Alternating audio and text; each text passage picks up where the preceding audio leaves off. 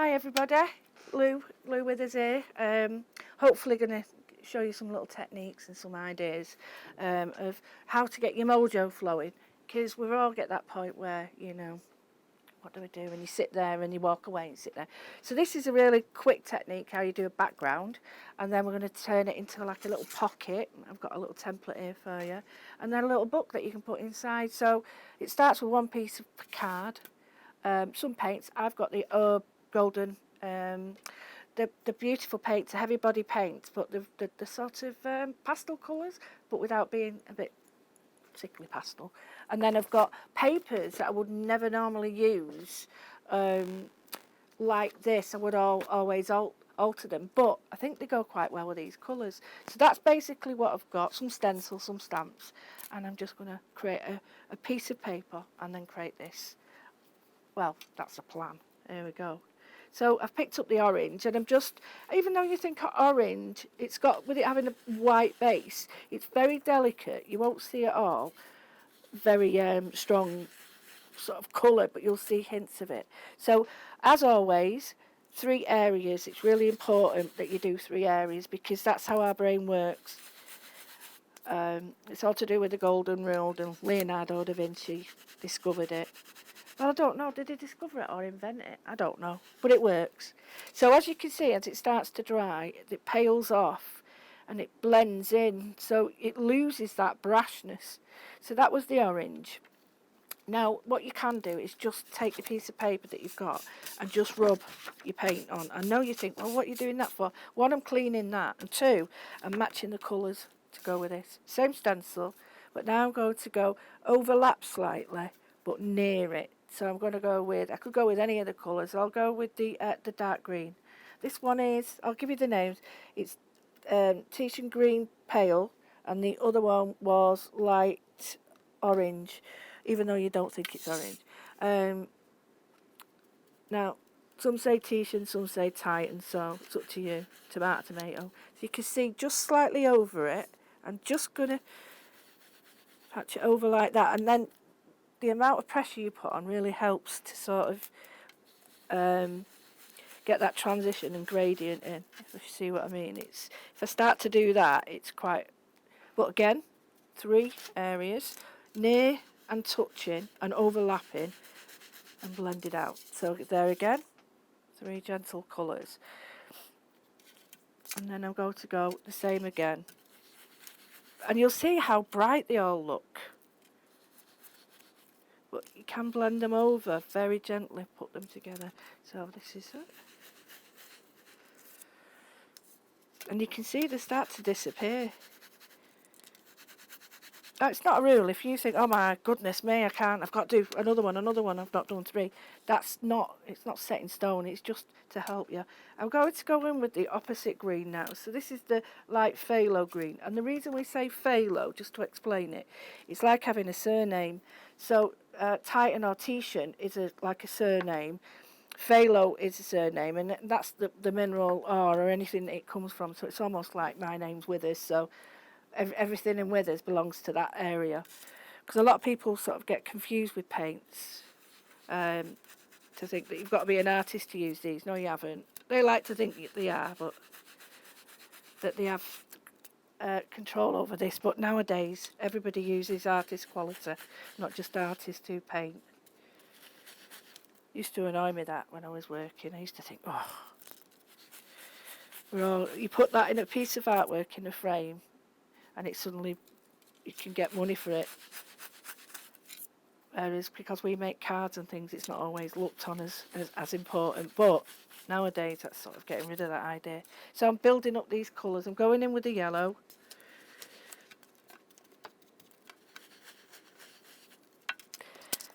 And they're using a base of brown, neutralises all these colours. So what essentially would look very different, these colours would, I'll show you in a bit, would look very different on a white paper, because you'd see them on this sort of tone paper, this buff colour. You've got a lot more scope to let it sort of feed. I mean, I love this area here where it's just blended in, and the pink with that, it looks softer. It really is. I've changed my opinion about pastels like this. So in the end, what you can do is then mix and match. So tiny bit of water on your sponge, just so that you've got all the colours together. And this is where you can make the transition between colours a little bit softer. So what I'm doing is just fusing it. Hope these colours are showing up for you, because I know Kate's wonderful, but this is nearly impossible if I try it again and show you. I've mixed on like the pink and the orange together and the yellow, and I'm just trying to transition this area here. You just see it's called a bit of ghosting. Right, quite like that. Right, that's finished, and because I've only used very little paint, it's dry.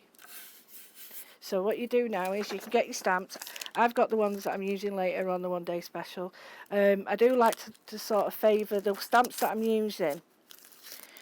I like to favour the patterns within the stencil. So if you can see, I've got this gear one, and although it looks quite industrial, these dots and these shapes will actually work with this. Another one that would work would be these dots and lines here. These would all work perfectly.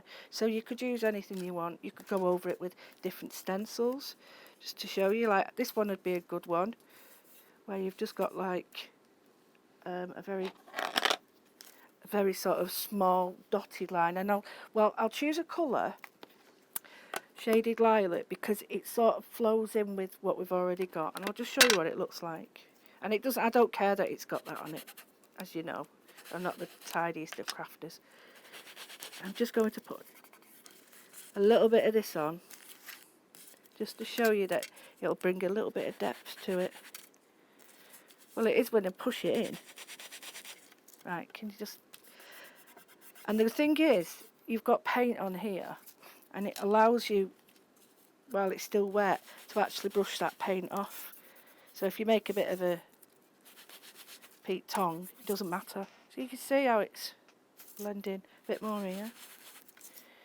But if I show you what happens, I'll get this now. If I now put this on top of here, I'll do it right, and I can rub it back so that it colours the actual buff card. Do it again for you to show you. So it's like, it looks like it's underneath the card. I'll do it here and show you again. You can go quite heavy with this and then rub it back. So you've got this depth happening. Need a bit here because it looks like there's nothing there. But now it also brings up the colours underneath. So the orange that's disappeared now. Anyway, I'm really liking that actually. So I'm going to get these stamps and I'm going to do a bit of stamping. I'm going to do this one first. Now this could be any stamp you've got at home. There's loads of stamp companies at Hochanda where they have big plates, and they're sort of brilliant because you can just do one stamp with them if you wish, or you can do parts. And I often like to not use a block so that I can just get certain areas. Now I'm just going to put a bit of the purple on. This is shaded lilac, and then I'm going to go in with a tattered rose to try and sort of mimic the colours. Now, you shouldn't do that, but there you go. If you do, just go like that. There you go, it's clean. Oh no, it ain't. I hope we can edit that bit out. Right, so I'm just going to stamp. I'm just on the plastic that it comes with. It's very, you can hardly see any of it, but that's what I want. I'm just building up layers. Doesn't matter if the words are going upside down, unless you choose to do that. If you want it to be more coherent and the words go in a different way, then that obviously make your decision and go in one direction. I really like that, really do. I'm not just saying that. Right, I'm going to get, I think, see, choices. Oh, that's a new one. I'm not using that. Oh, what should I do? Right, I'm going to go with aged mahogany. This could go very wrong. It could be very nice as well. And I'm just going to put, because it's not a red and it's got a muted base, it won't, hopefully, fingers crossed, it won't be as heavy. Perfect! Don't you like it when it happens and it goes right? Yes! See, it's just little areas. I don't want to leave bits out, but I don't want a full stamp. So having it on this, I can now, if I just wanted that word gear, I'll show you and then wipe it off. I'm just isolating where I want it, and I could go back in with it and just put gear, but I don't want the whole thing. I don't want it to be the main focal point. I want it to be just, and then remember, different directions give you different depth and perspective. So we've used the paints, pastel colours. We've used some pastel colours here. We've used 2 stamps, and we've used 1 stencil and a little bit more of 1 stencil. And we've got what to me looks like a really great, it's not finished, where's my lid gone for that? Oh, I don't know. I can't believe. Oh, I'll find it in a minute. Oh, there it is. Oh, right. Remember to wipe this, because if you're going to use it again, it could be contaminate your work. Now, what I did before was I've cut out a little template here, and I know it's well tatty now, but there's a little template here. I'll try and put it online for you. And all it is a little booklet envelope that I've got hold of. I've sort of measured it up, and this is the size that fits. And it's one of these that goes, you bend it in. Now, you can either have the bottom up that way, or you can have the bottom in the inside, like that. And then that goes there, and then you have a piece of string that winds across here. So, and that's your closure. And what I did was, you can have 2, and on this one, you can see, hopefully I could just put that under there so you can see it a bit better. You can see I've kept the corners square. On this one, if you can see, I've put the corners and rounded them and cut them in. You don't have to do anything like that. It's up to you what you do. But what I do want you to do is just not, if you've got a specific part, like here, you might like that or you might like that, then that's great. You can't get 2 of these out. Unless you're frugal, you might be able to. I suppose if you had less of it, but anyway, you've got to choose where you want it. I quite like that. In fact, no, I'm going to just do that, because otherwise I'll be faffing all day. And then all you're going to do is, she says, now you can do one or 2 things. You can draw around it, or you can just get the edge of your pencil and just make a line like that. Now I'm just going to get, excuse me 1 minute, my scissors, and just make a score line. So all I'm going to do is just score that. Now you would have a pencil at home, but mine's over there. So, and the one thing I would say is when you do this, before you do your background, make a template. Like I say, hopefully the wonderful Kate can help me put it on the internet for you or whatever I have to do. And then keep it as a template for your work so that you don't have to keep doing this and messing about. Right, so you can just see now. Now I'm just going to cut this out. So you don't have to be neat with this. Now keep these little bits, because these little bits become your little tags. So you might like that. You might want that as a little tag. So keep it. You can work on it. I like doing this because it's almost like you don't know what you're going to get. I hope it's not dodgy. Well, it won't be, because you can always change it up. But you see now, what I've done is, I've got 1 piece of buff paper. I tell you what would be excellent for this. The very thin, thin cardboard, you know, like you get with cereal packets, might be a bit thick. But you can get some cheap sugar papers and stuff like that.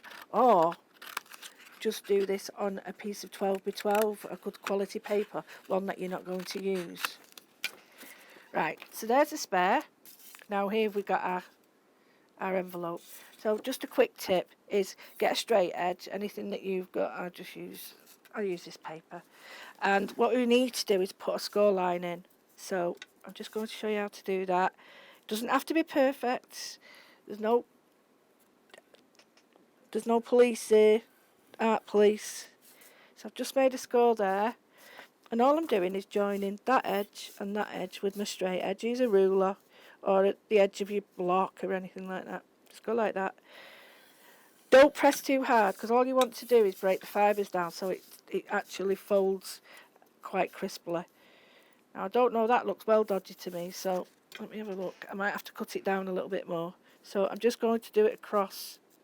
Can you see here? I think it's a bit dodgy. So yeah, I think I'll just do it like that. See, when I fold it now, I'll see whether I need to do something to that. And then just fold.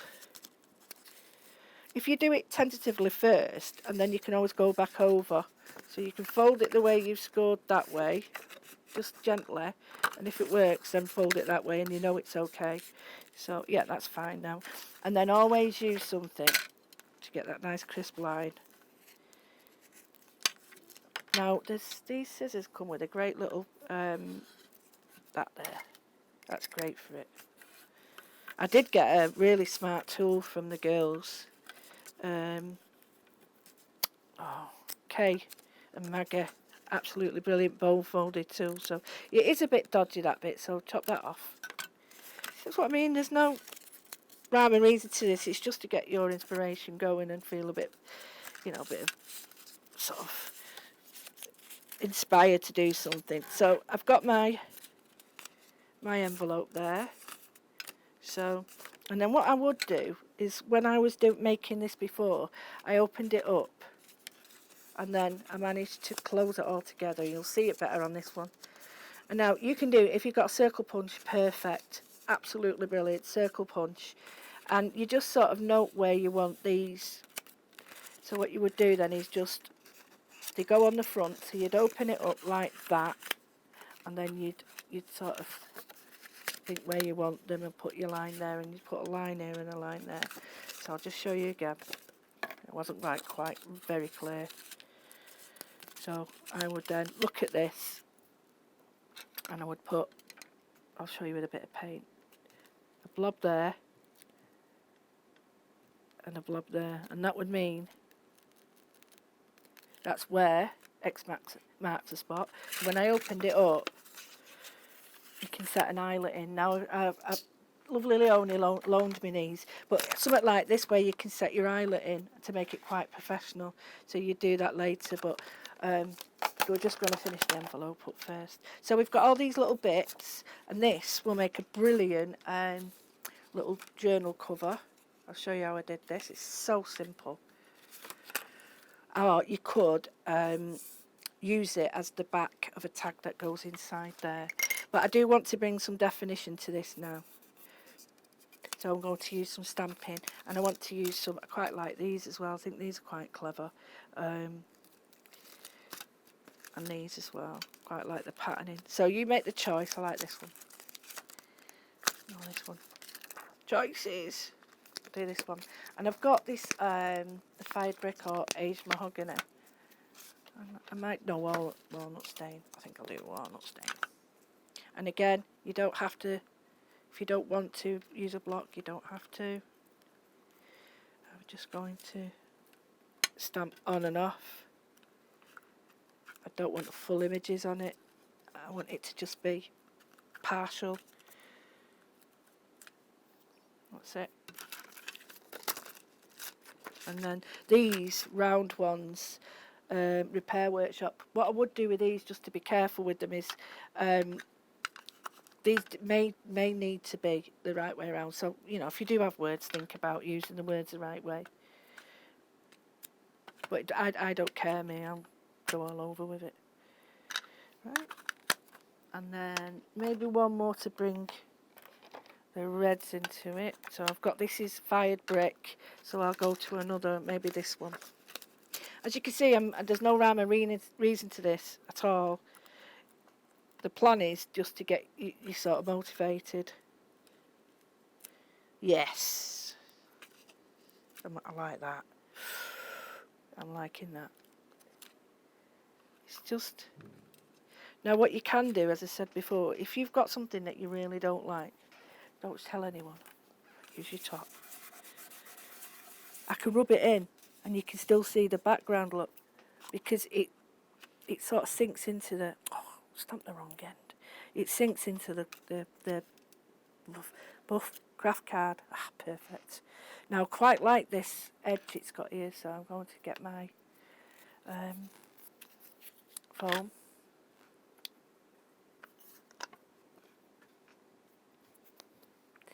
Withers. I've had a brain. Right, I've got a tiny bit of this. I'm going to clean off my stamp first, and I'm going to use this, and I'm just going to create a tiny bit more emphasis on it, just in the little areas. Not all over. Believe it or not, we've got a little bit more to do. But by the time you've done this, you'll have done a piece that you know that's all the techniques make. You might along the way have thought, oh, I can do that, oh, I can do that, and that's what this is about. It's not there just to sort of as a finished piece. It's there to motivate. Right, I'm going to go in with black now. Now, a little tip is if you have a black ink pad, let one of them run out so that you've got a fine ink pad. Because if you have a juicy one, sometimes it can overpower everything you've done. The only other way is if you've got, say, like a really juicy one and you do the first stamp there, so by the time you've got the second generation stamping, it is a little bit softer. Now this one's quite good because it's well used and loved. So this tiny bit of black now will just absolutely pop, I hope. That's it. Right. And there, again, with the background, put my stamps away properly. I'm not doing that yet because nothing worse is than watching people do that. Well, I think so anyway.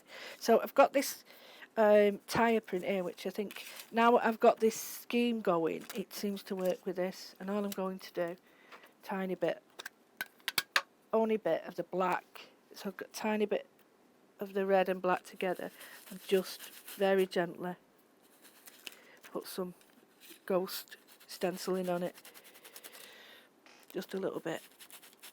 You can always build it up. It's just that if you go too much at the beginning, you haven't got anywhere to go with it. So remember, you've got your dots where your little things would be. So you can have it with the edges in, and then you fold that down.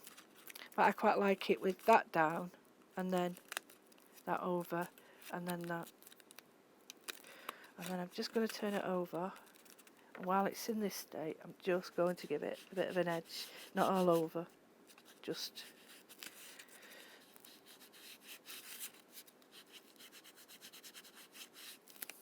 And just to show you, I'll use double-sided tape.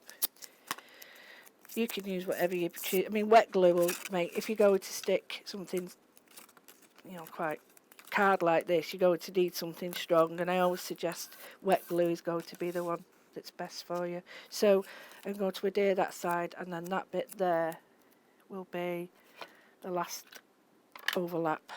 So I'm just going to stick that down there. If you've got these, I know Studio Light have got some brilliant edge dies where you can cut these little bits out. So, start thinking about how you can add them to it as well. Add all your bits that you've got. Bits of lace, stencil through lace. There's so much. Get your stuff out and just play the first time, and then let it inspire you. And there's our little envelope. And then with this, I can create my little book. This is the book I made, and it was the leftover card from this, and it was just the edge there, you can see there, and I just drew around it. And then I got some text out of the book, and I was going to try and do it so that the text went across that way, and then I thought, well, no, because everyone does that. So what I did was I just took a couple of pages out, and I did some tucks. We call them tucks, so you can do it that way and that way. And all it is the paper's too big for it. So what I've done is folded it in half, and then folded it in there, and then These are tip-ins and tucks, so you can do that. But these work brilliantly for little books. And there's a little envelope that goes with it, and you can make a bigger version that it goes in. So that would then fit in my little envelope like that. And I would do the same thing, attach the little, what's it called there. So I can just show you how to do this little bit. And then, now, when I said about not choosing, if we look at it before, I was saying just go for it anywhere. If you didn't particularly like this bit here, then my advice would be to go up there. But if you're not worried, don't worry too much, because you're going to build on it. You know, it's just a piece of paper at the end of the day. So that's all you need to think of it as. You know, no time's ever wasted because you spent time working on it. So it's not wasted. You've all these techniques are giving you inspiration for other things. So, and if you don't like it, leave it, walk away, and then when you come back, the amount of times you come back to stuff and you think, oh, I like that, and yet at the time it was like, I don't like it. I would use a guillotine at home, basically because it's cleaner and tidier. So there's our page. So we've got that one like that. I think what I'll do with this one, first of all, fold it in half. There's my mini book. Still looked stodgy, that, but if you've got a paper, what are they called? Distresser. They look really good on that. So I'm not going to touch this yet. I quite like that side. Oh, that side. That side. So I'm going to do that. And then you get your pieces of paper, and you need to cut them down. So if you want to have an edge there or an edge there, that's fine. Then you chop that bit off, but leave it as that size, and I'll show you why. Because when you do that, it goes inside your book. And these are the bits that you can fold under. Let me get rid of that. I've got too much in here. So, right. So if I do that now, you can sort of make it so that the lines are pretty equal. And then what you can do is get a knife and just scoot them off if you want. You don't have to. You could have more of a margin at the bottom so that, or top, so you can keep that. It's entirely up to you, but these work brilliantly as pages. I'll just show you quickly how we're going to match the page up to the book. So again, it's a background ready for your journaling.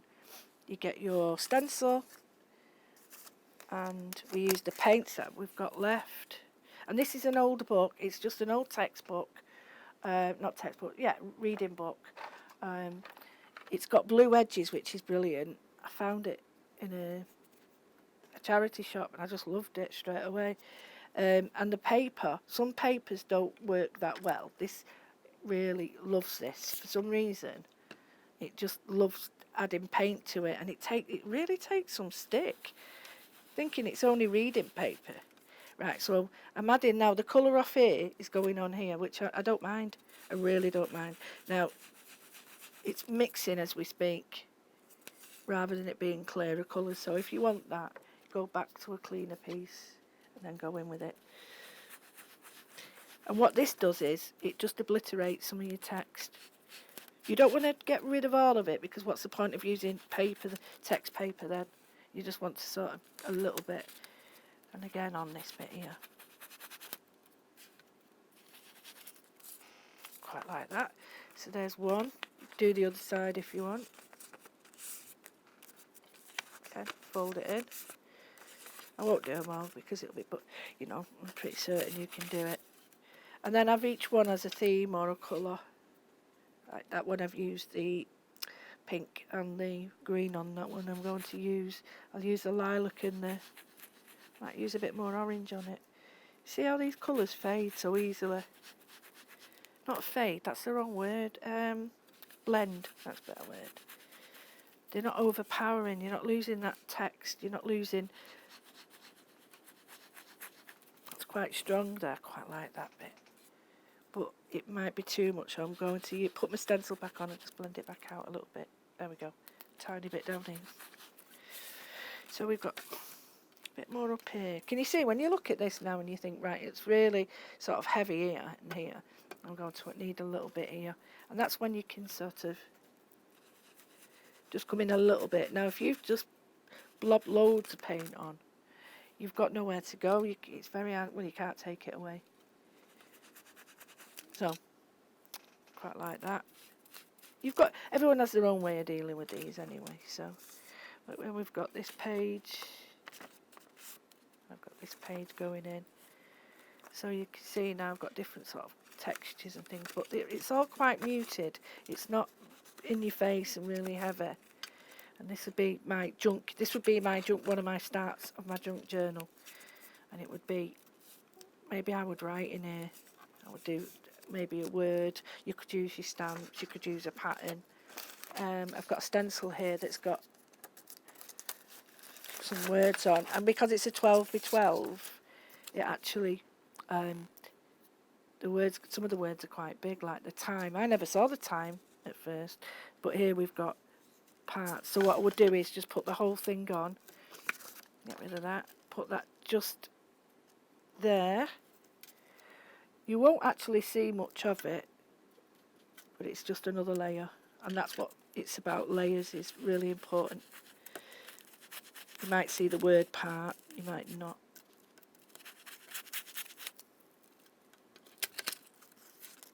You know, you can see how it really blends in.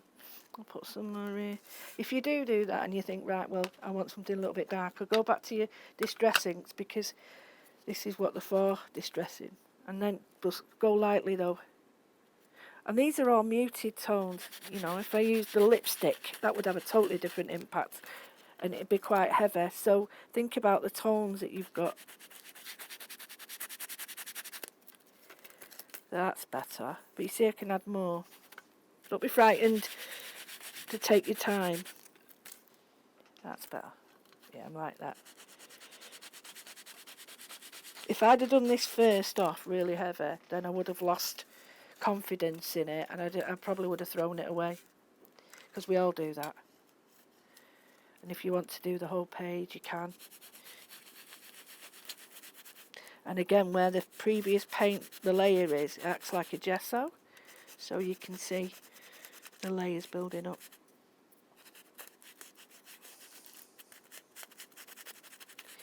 You get lost when you're doing this. It's just so peaceful. But this would be like my little journal that I take out. And I'm almost treating the whole thing as a blank page when I draw on these. I'm forgetting that all this colour and this has gone on it. And you can do this. This is brilliant with, well, at the moment we've all been, lots of things coming through the doors and pamphlets and leaflets. And you're like, oh, what do I do with these? Make a journal. Make a journal. Right, won't do too much. But there's my little page, there's some book. But just to marry the whole thing up now, I'm just going to put maybe, there's a word here, story. And I think if I didn't plan that either. I didn't even realise that was on there. And I'm just going to get that, and I'm going to go in with this first. And while it's on, I'm just going to go back in with the, let's look at this, back in with the orange, I think, and just, it might be a bit wet, bit dry. I'm just going to put a little bit, that's it. I've put a little bit of the purple with it as well, lilac, just to give it a little bit of an edge on the top to get me that blend. I'll do a little bit more on the bottom just to even it up. And you'll see you'll get a really nice blend. Right. So, 2 little things made from 1 scrap of paper, buff card. I've still got another piece I can use. Then I've got a little envelope that you can put your tag in, so you could make a tag like I have, this tag the size and put that in there. And if you've got what looks nice, if you've got the little hole punch you can put when you make your tag, you can sort of put a circle in here and in your tag so that you can pull them out. And again with air. Now I think what I would do is just tiny bit of paint now. And I'm just going to give this a tiny bit of a wash around the corners just by adding this. Now I've used the aged mahogany again because it's a muted tone. And I'm just going to dry brush the edges just to give it a little bit of a different feel.